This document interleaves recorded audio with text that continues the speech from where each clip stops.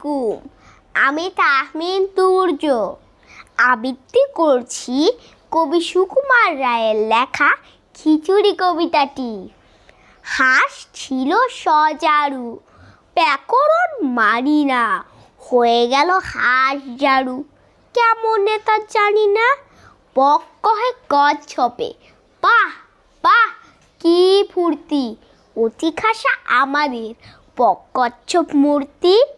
টিয়া মুখ গিরগিটি, মনে ভারী শঙ্কা, পোকা ছেড়ে শেষে কি গো খাবে কাঁচা লঙ্কা। ছাগলের পেটে ছিল না জানি কি ফন্দি, চাপিল বিছার খাড়ে, ধরে মুড়ো সন্ধি। জিরাফের স্বাদ নাই মাঠে ঘাটে ঘুরিতে, ফড়িনের থং ধরি সেও চায় উড়িতে। গরু বলে আমারেও ধরিল কি ওরগে, মোর পিছে লাগে কেন হতভাগা মোরগে। হাতিমির দশা দেখে তিনি ভাবে চলে যায়, হাতি বলে এই বেলা জঙ্গলে চলো ভাই। সিংহের শিং নেই এই বড় কষ্ট, হরিণের সাথে মিলে সিং হলো স্পষ্ট। ধন্যবাদ এই কবিতাটি শোনার জন্য।